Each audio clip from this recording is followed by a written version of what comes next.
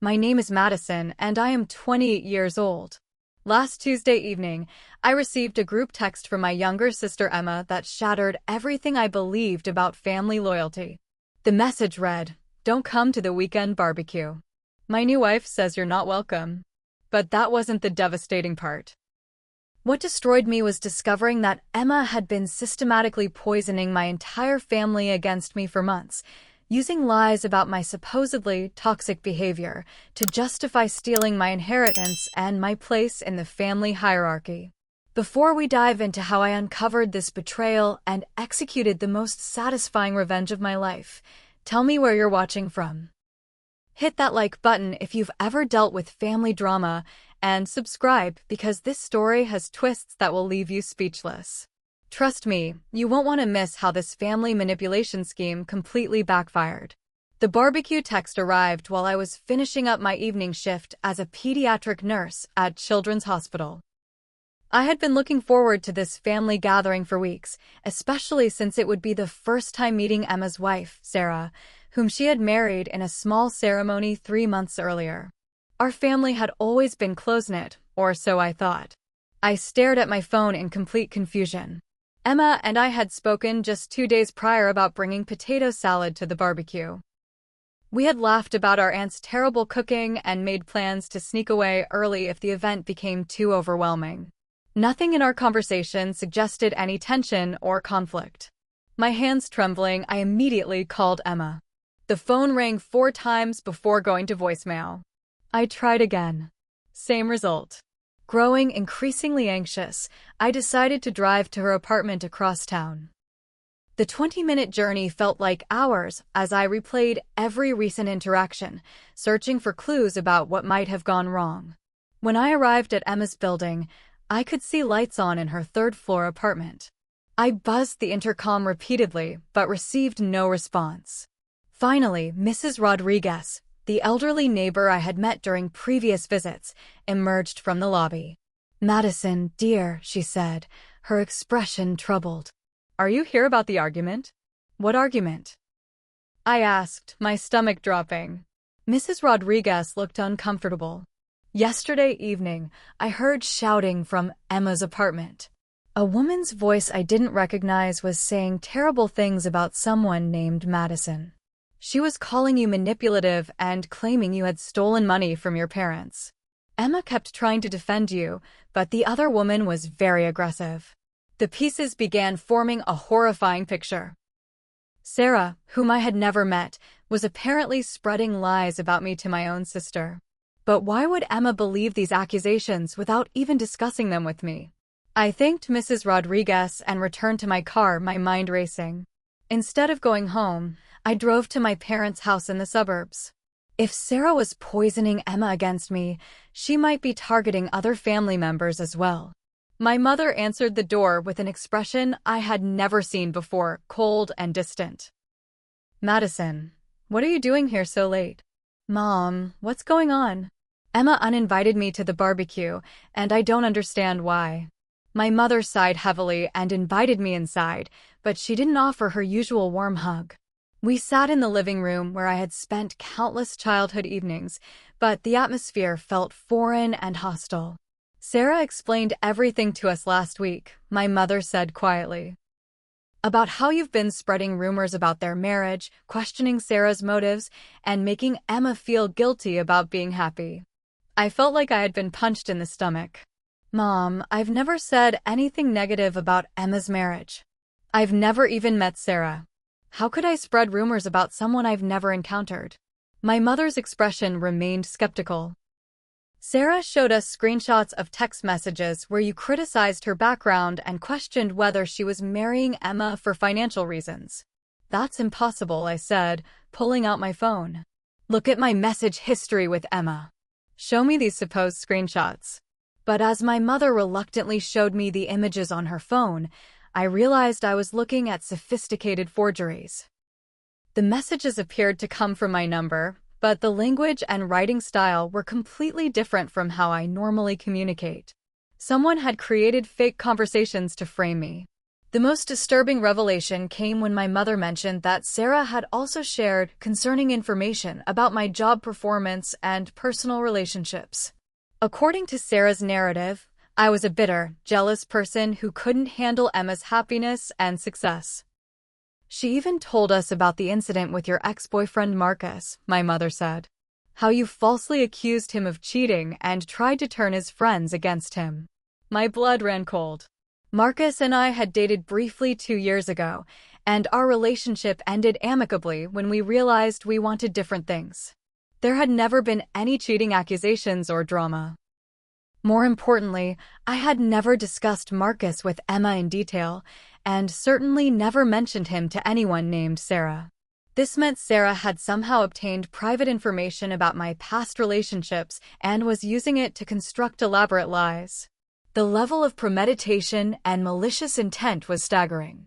I spent the next hour trying to defend myself to my mother, showing her our actual message histories and explaining the impossibility of the accusations. Gradually, her expression began to soften as she realized the inconsistencies in Sarah's stories. Why would someone do this? My mother asked, finally beginning to believe me. That question haunted me as I drove home that night. I barely slept, my mind consumed with trying to understand Sarah's motivations and the scope of her manipulation. By morning, I had decided to conduct my own investigation. I started by calling my cousin Jake, who had always been close to our family. His response confirmed my worst fears. Madison, I'm surprised you're calling, Jake said coldly. After what Emma told me about your behavior, I figured you'd be too embarrassed to reach out. My heart sank as Jake recounted a conversation he had with Emma the previous week. According to Emma, I had been acting strange and possessive since her marriage, questioning Sarah's intentions and making inappropriate comments about their relationship. The most damaging claim was that I had supposedly contacted Sarah's previous workplace to investigate her background because I suspected she was hiding something from Emma. This accusation was particularly insidious because it painted me as not just jealous, but actively dangerous and invasive. Jake, I swear on everything that matters to me, I have never contacted anyone about Sarah. I've never even met her, I pleaded. There was a long pause. But Emma seemed so certain. And she was crying when she told me. Why would she lie about her own sister? That question crystallized the true horror of my situation. Emma wasn't lying. She genuinely believed these fabrications because Sarah had manipulated her into accepting them as truth. My sister had become an unwitting accomplice in her own wife's campaign to destroy me. As I hung up the phone, I realized that Sarah's scheme was far more sophisticated and widespread than I had initially understood. She had systematically contacted multiple family members, armed with carefully crafted lies and fabricated evidence, all designed to isolate me from the people I loved most. But why? What could she possibly gain by destroying my relationship with my family? The answer to that question would prove to be even more shocking than the betrayal itself. The next morning brought a clarity that cut through my emotional devastation like a surgical blade. I woke up with one burning question. Who exactly was Sarah, and why had she targeted me specifically? If I was going to fight back against this character assassination, I needed to understand my enemy. I started with basic research. Emma had mentioned Sarah's last name during casual conversations about wedding planning, Sarah Mitchell. A simple social media search revealed surprisingly little. Sarah's Facebook profile was sparse, created only 8 months ago, with minimal personal information and very few photos. Her LinkedIn showed a generic marketing coordinator position at a company I had never heard of. The lack of digital footprint was itself a red flag. Most people our age had years of social media history, photos with friends, tagged locations, evidence of a life lived. Sarah's online presence felt manufactured, temporary, like a costume rather than a genuine identity. My nursing background had taught me to be methodical when gathering information, so I approached this investigation with the same systematic mindset I used when documenting patient symptoms. I created a timeline of events, starting with when Emma first mentioned meeting Sarah 6 months ago. The timeline revealed disturbing patterns. Sarah had moved to our city just 7 months ago, claiming to be relocating for work. Within weeks, she had somehow met Emma at a coffee shop and initiated an intense romantic relationship. The speed of their connection had seemed romantic at the time, but now it felt calculated and predatory. I remembered Emma gushing about how Sarah seemed to understand her better than anyone else, how Sarah had an uncanny ability to anticipate Emma's needs and desires. What I had initially interpreted as compatibility now looked like manipulation tactics. Love bombing designed to create rapid emotional dependence. The most chilling realization came when I cross-referenced Sarah's arrival in our city with my own life events. 6 months ago, I had received a promotion at the hospital that came with a significant salary increase. Around the same time, my grandmother had updated her will, and family members had been discussing inheritance arrangements at Sunday dinners. Sarah would have learned about my financial situation through Emma, who had always been proud of my professional success and had undoubtedly shared details about my career advancement and inheritance prospects. The timing was too convenient to be coincidental. I spent Tuesday afternoon at the public library, using their computers to conduct deeper background research. What I discovered made my blood run cold. The marketing company listed on Sarah's LinkedIn had closed down 2 months ago, according to business registration records. Her supposed current employer did not exist. Even more disturbing, I found traces of a Sarah Mitchell who had lived in Portland until recently, but that woman's social media showed a completely different physical appearance and age. Someone was using stolen identity information to construct a fake persona. Armed with this evidence, I faced a strategic decision. I could immediately confront Emma with proof that her wife was living under false pretenses, but I realized that approach would likely backfire. Sarah had spent months positioning me as the untrustworthy troublemaker. Any accusations I made would be dismissed as jealous lies, potentially driving Emma further into Sarah's control. Instead, I decided to document everything and build an undeniable case, while simultaneously working to expose Sarah's manipulation tactics to the rest of my family. If Sarah wanted to play psychological warfare, I would meet her on that battlefield with superior strategy and patience. I started by reaching out to family members individually, not to defend myself directly, but to ask innocent questions about their interactions with Sarah. Through careful conversation, I learned that Sarah had been systematically gathering personal information about each family member's vulnerabilities and insecurities. She had told my Aunt Karen that I was struggling with depression and making concerning statements about self-harm, a complete fabrication that played on Karen's anxiety about mental health issues in the family.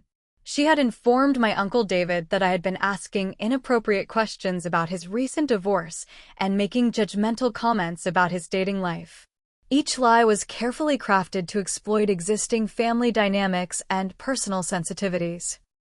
Sarah had studied our family structure like a predator identifying weaknesses in prey animals. The breakthrough came when I spoke with my cousin Maria, who lived out of state but had recently visited for a wedding. Maria had spent an evening with Sarah and Emma during her visit, and something about the interaction had bothered her. "Madison, I need to tell you something," Maria said during our phone call. "When I mentioned you during dinner with Emma and Sarah, Sarah's entire demeanor changed. She started asking very specific questions about your job, your income, your inheritance situation. It felt invasive and weird, but Emma didn't seem to notice." Maria also revealed that Sarah had asked detailed questions about our grandmother's health and estate planning, claiming she wanted to understand Emma's family financial situation before making long-term life decisions. The questions had been so pointed and calculating that Maria had felt uncomfortable. "But here's the strangest part," Maria continued. "Later that night, I overheard Sarah on the phone with someone, talking about the timeline and making sure everything was in place before the old lady dies.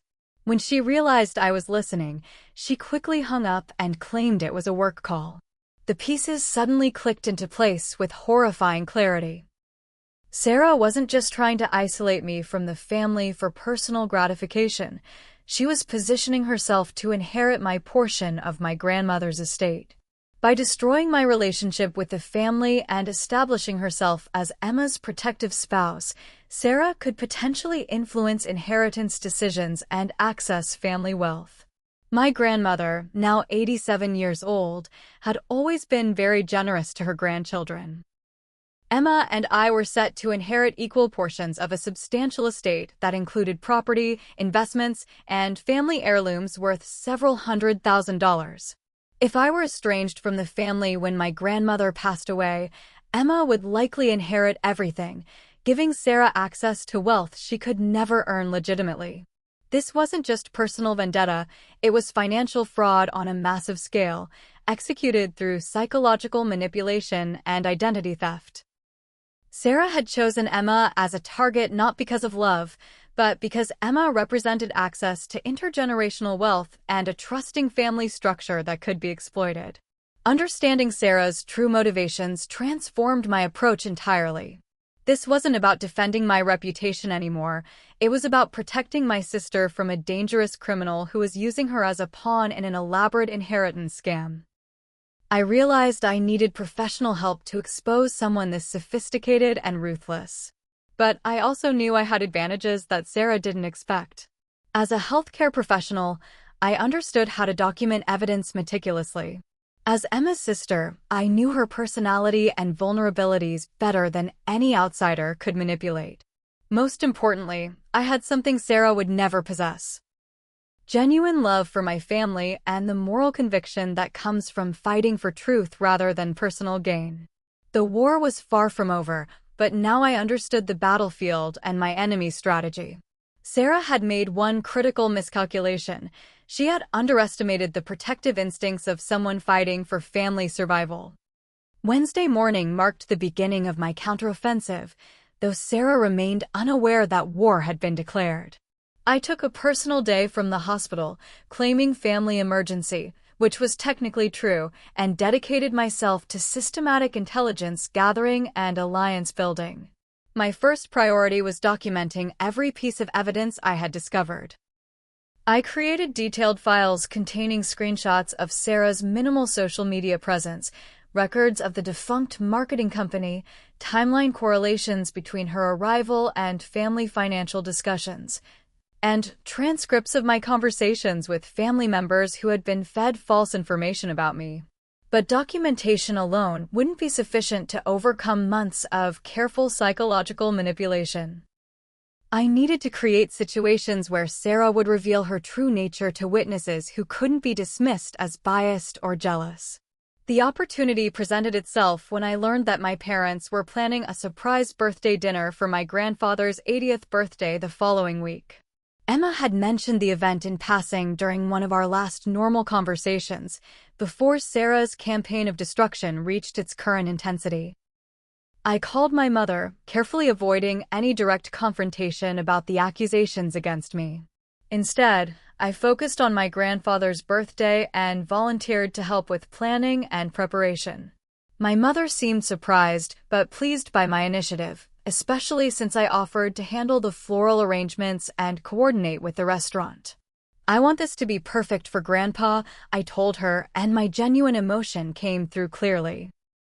"He's always been so important to our family unity." My mother's voice softened slightly. "Madison, you know your father and I love you. We're just trying to understand what's been happening lately with the family tensions." "I understand, Mom. All I want is for our family to be happy and healthy. If there are problems, I want to work through them together, like we always have." This conversation served multiple purposes. It demonstrated my commitment to family harmony rather than drama creation, and it positioned me as someone actively working to strengthen family bonds rather than destroy them. Most importantly, it gave me legitimate reasons to be present at family events where I could observe Sarah's behavior directly. The next phase of my strategy involved reaching out to Emma through indirect channels. Rather than confronting her directly about Sarah's lies, which would trigger the defensive responses Sarah had programmed into her, I decided to reestablish our sisterly connection through shared memories and experiences. I found an old photo album in my apartment containing pictures from our childhood and recent family vacations. The images told the story of two sisters who had genuinely loved and supported each other through years of shared experiences. I selected the most meaningful photos and created a small scrapbook with handwritten notes about the memories associated with each image. Instead of mailing the scrapbook directly to Emma, which Sarah might intercept or reframe as manipulative, I gave it to my mother to pass along. This approach meant that multiple family members would see evidence of our positive relationship history, making it harder for Sarah to maintain her narrative about our supposedly toxic dynamic. The scrapbook strategy worked better than I had hoped. My mother called me that evening, her voice noticeably warmer than it had been in weeks. "Madison, honey, I looked through that photo album before giving it to Emma. Seeing all those pictures reminded me of how close you two have always been. I'm having trouble reconciling that with some of the things we've been told recently." "What kinds of things, Mom?" I asked carefully. There was a long pause. "Sarah has been very specific about incidents that supposedly happened between you and Emma. But looking at these photos, especially the recent ones from Christmas and Emma's graduation, you both look so happy together. When did this tension supposedly begin?" This question was exactly what I had hoped to inspire. By presenting evidence of our positive relationship without directly attacking Sarah's credibility, I was encouraging my mother to identify inconsistencies in the timeline herself. "Mom, I've been wondering the same thing. The Emma in those pictures is the same Emma I've always known and loved. If there's been some kind of misunderstanding, I want to fix it." My mother agreed to arrange a family meeting where everyone could discuss the situation openly. This meeting would be my opportunity to observe Sarah's manipulation tactics in real time and potentially expose her lies to multiple witnesses simultaneously. However, I knew that Sarah would prepare extensively for such a confrontation. She had demonstrated sophisticated psychological manipulation skills, and a family meeting would give her an opportunity to solidify her position while making me look defensive and unreliable. I needed additional allies who could provide objective perspective and credible testimony about Sarah's behavior.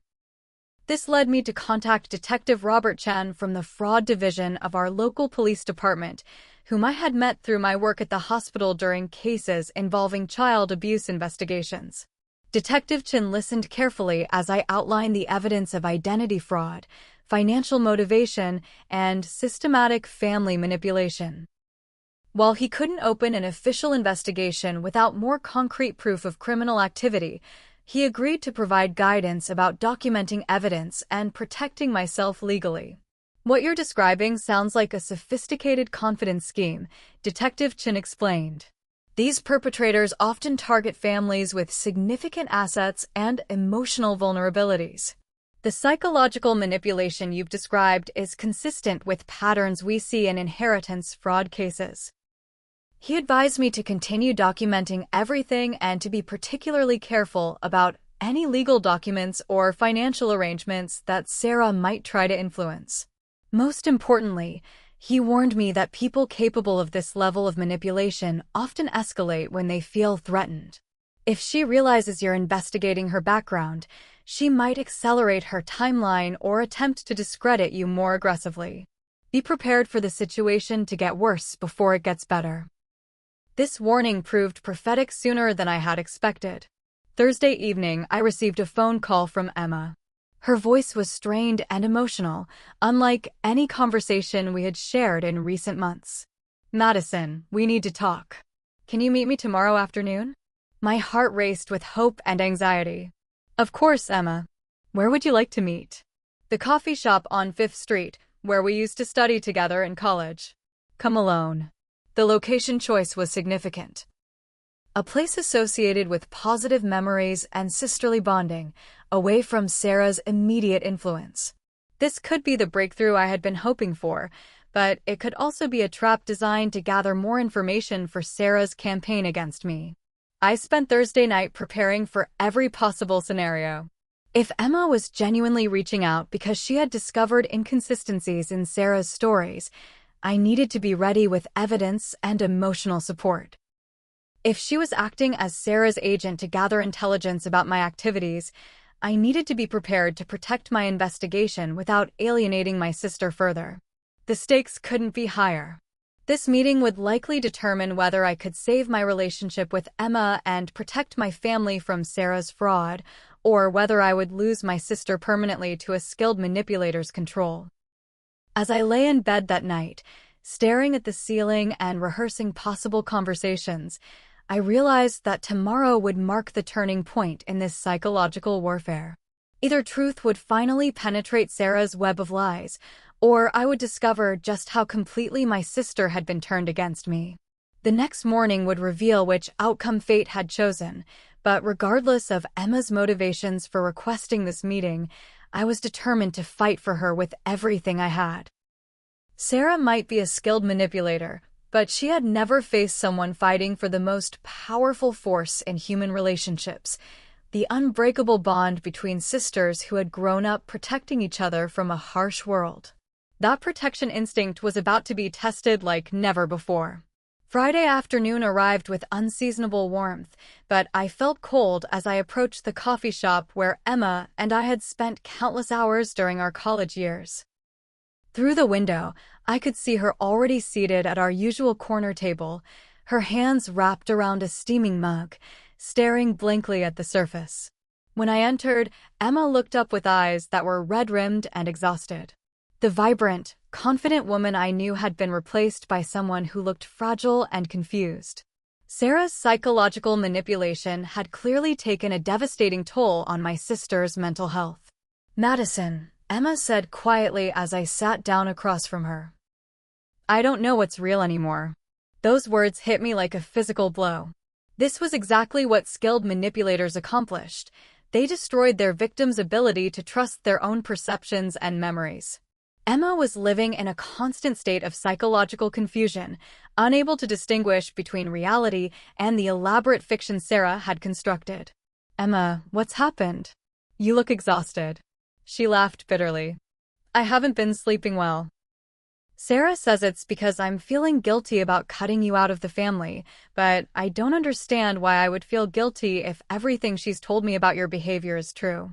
This was the opening I had been hoping for.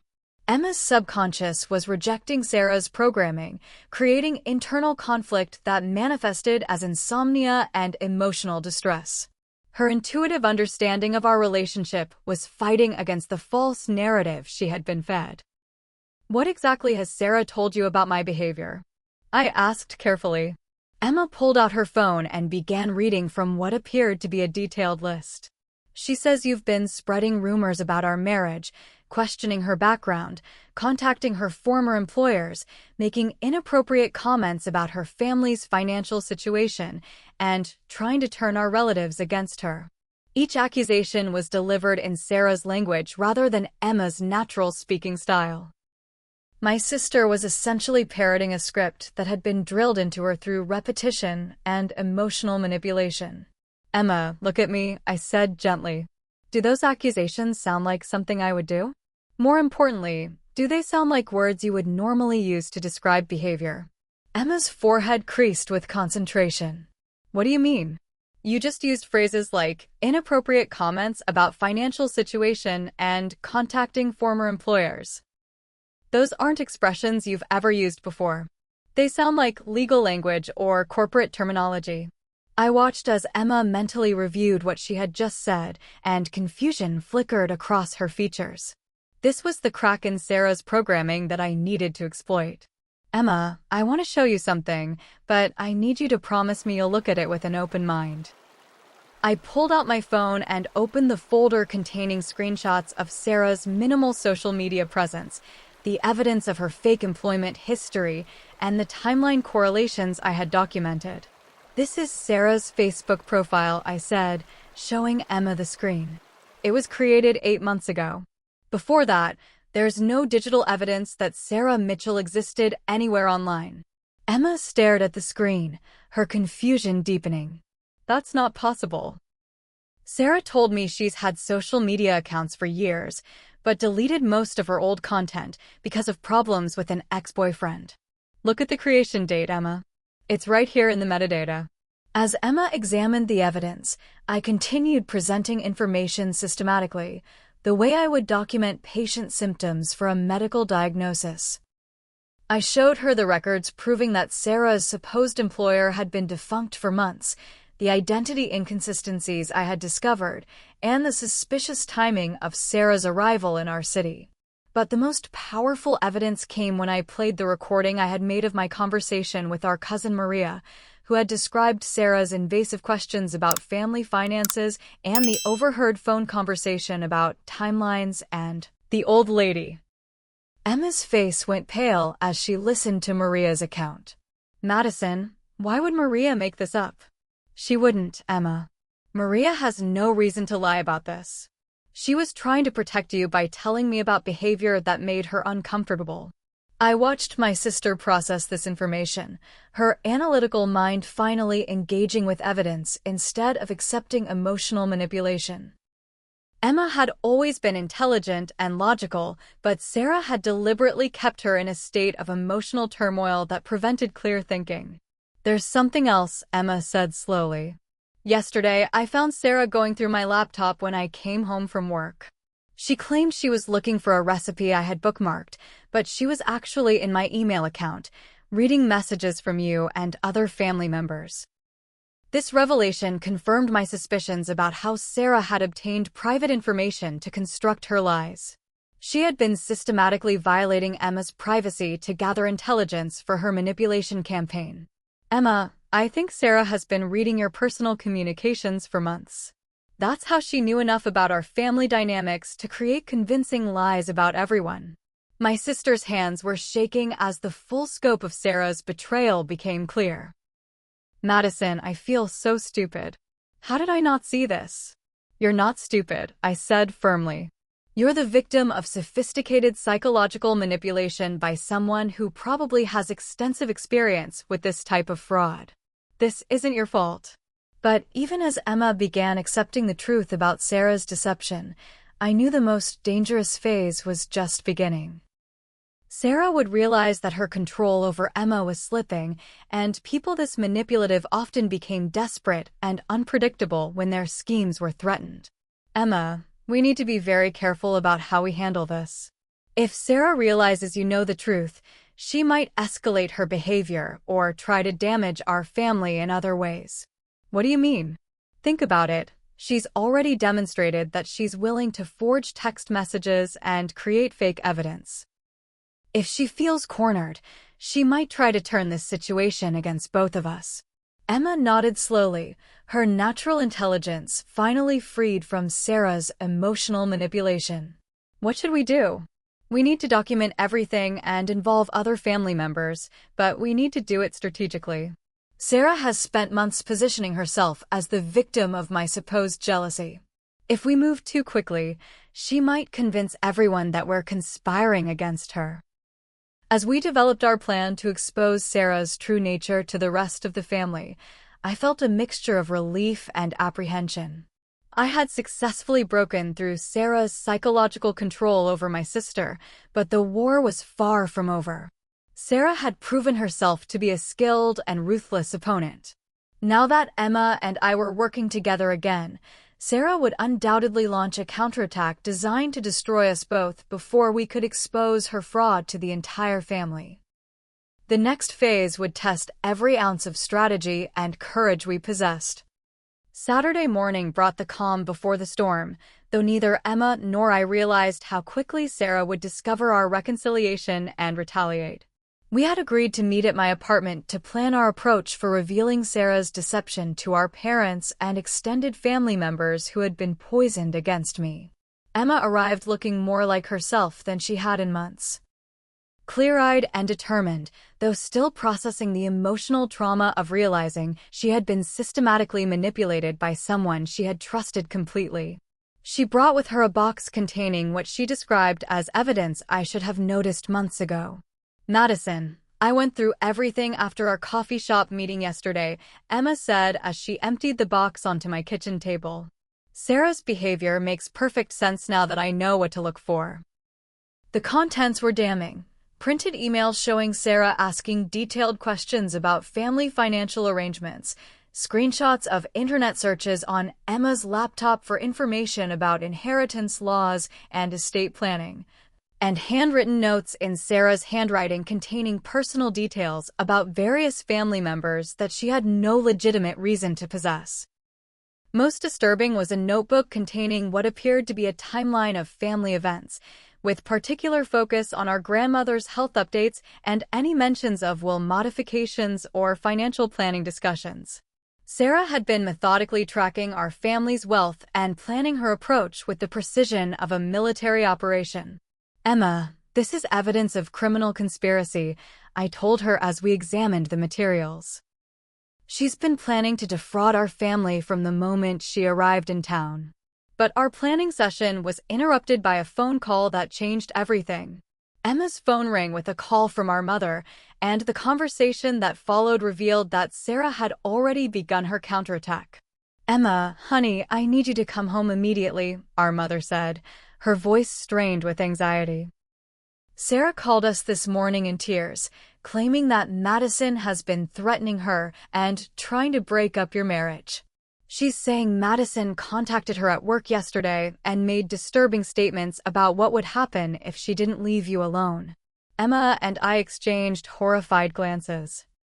Sarah had anticipated the possibility of exposure and had prepared a preemptive strike designed to discredit both of us while positioning herself as the innocent victim of escalating harassment. "Mom, that's not true," Emma said carefully. "Madison and I met yesterday, but we never contacted Sarah or made any threats." "Sarah has screenshots, honey.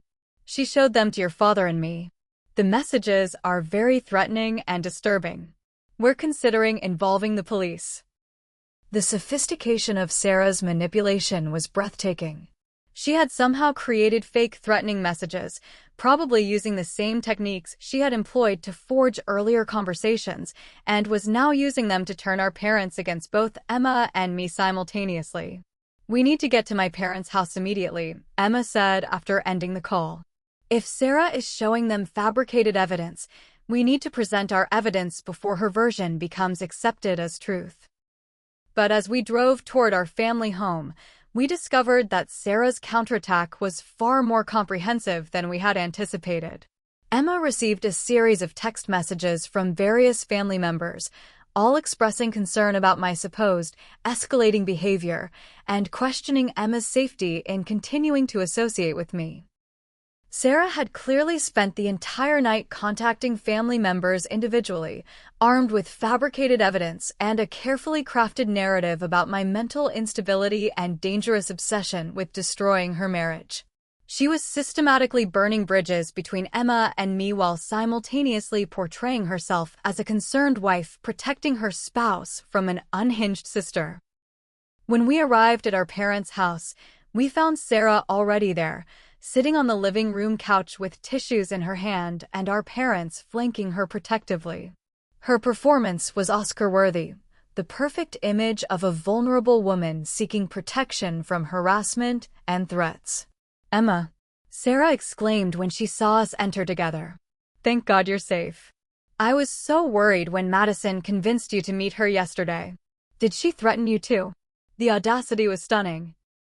Sarah was actually pretending to be concerned for Emma's safety while simultaneously trying to frame me for behavior that existed only in her imagination.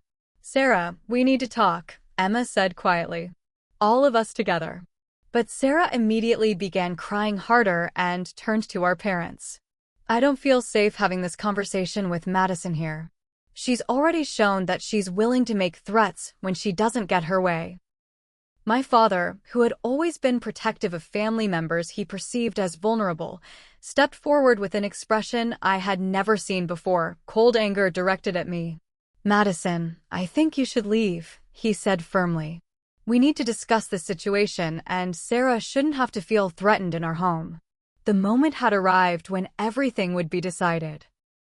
I could leave quietly and allow Sarah to complete her destruction of my family relationships, or I could fight back with the truth, knowing that the confrontation might permanently damage relationships that had already been poisoned by months of manipulation. Emma made the decision for both of us. "Dad, sit down," she said with an authority in her voice that surprised everyone, including Sarah. "Sarah has been lying to all of us for months, and I have proof." What followed was the most intense hour of my life as Emma systematically presented the evidence we had gathered, while Sarah attempted increasingly desperate explanations and denials. My sister had transformed from Sarah's victim into a formidable advocate for truth, her intelligence and analytical skills finally freed from emotional manipulation. Sarah's facade began cracking almost immediately when confronted with documented evidence of her lies. Her explanations became contradictory, her emotional displays began seeming calculated rather than genuine, and her attempts to redirect blame toward me became increasingly implausible. The turning point came when Emma played the recording of our cousin Maria describing Sarah's invasive questions about family finances and the overheard phone conversation about timelines and inheritance planning. Our parents' expressions shifted from protective concern to horrified realization as they understood the scope of Sarah's deception. "You recorded private conversations without my consent," Sarah said desperately. "This is all illegal evidence gathered by someone who's been stalking me for months." But her legal objections only served to highlight her guilty knowledge of the criminal nature of her own behavior. Innocent people don't immediately start discussing legal technicalities when confronted with evidence of their deception. The final blow came when my mother asked Sarah directly about the defunct marketing company listed on her LinkedIn profile and the identity inconsistencies I had discovered. Sarah's attempted explanations were so obviously fabricated that even her most sympathetic audience could no longer maintain belief in her innocence. As the truth became undeniable, Sarah's carefully constructed persona completely collapsed, revealing the cold, calculating predator beneath. The aftermath of Sarah's exposure unfolded like a house of cards collapsing in slow motion.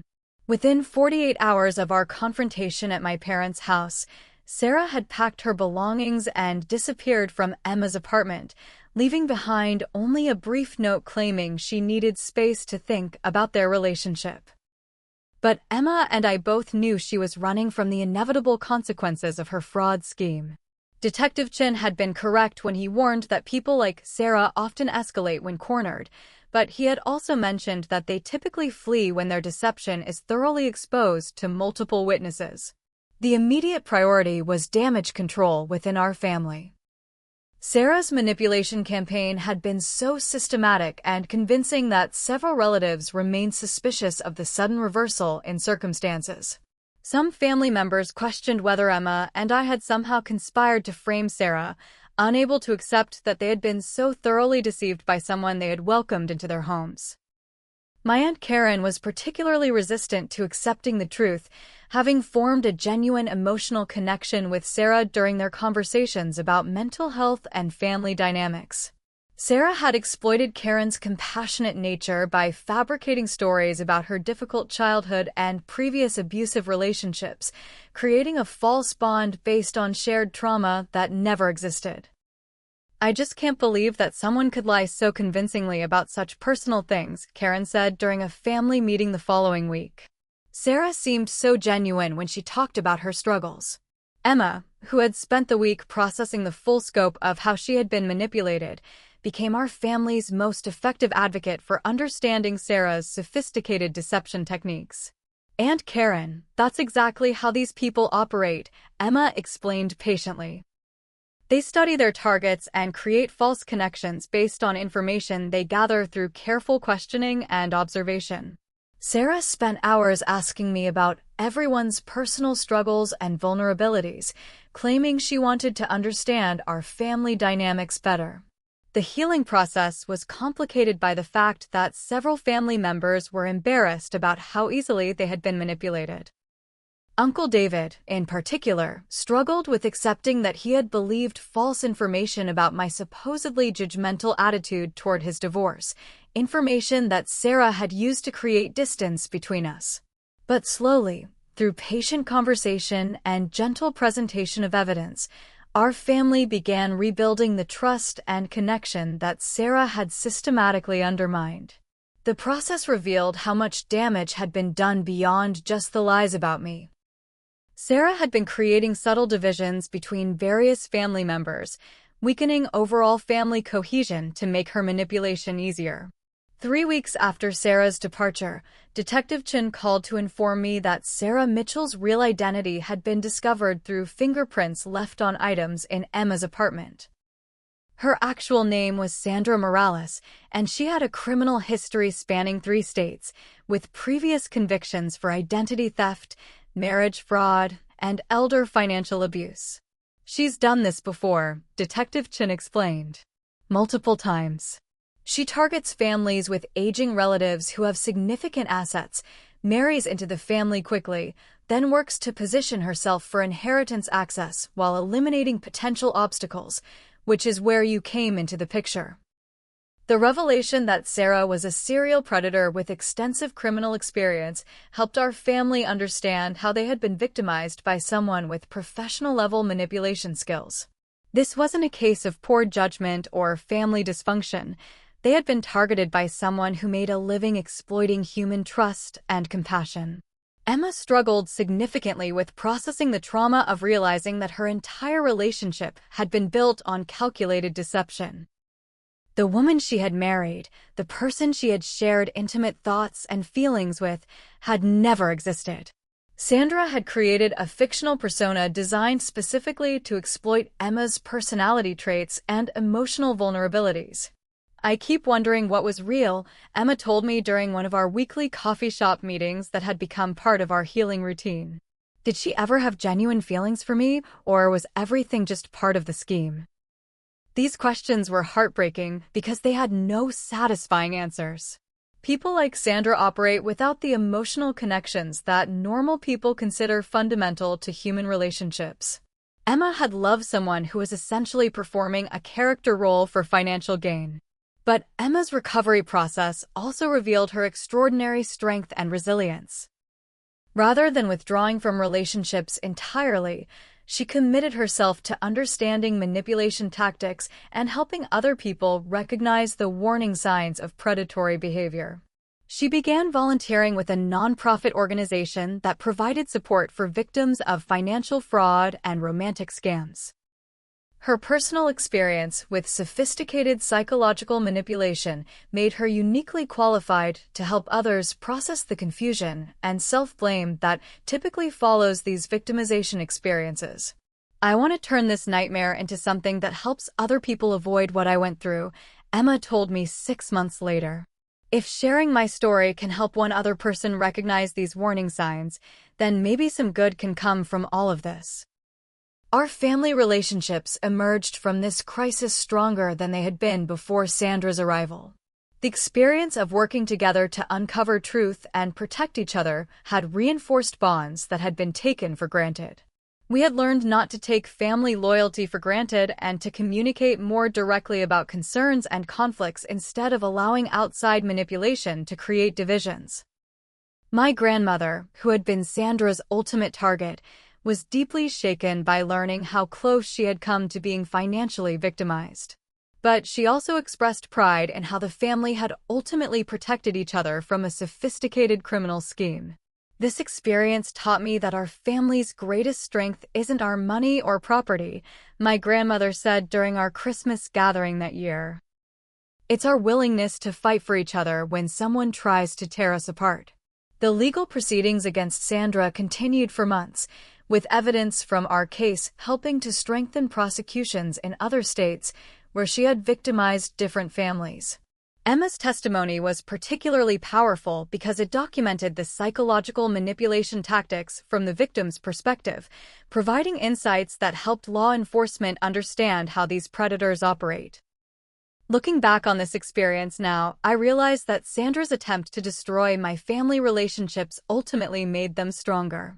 We learned to communicate more honestly, to verify information instead of accepting accusations without evidence, and to trust our instincts when something feels wrong about a new person entering our lives.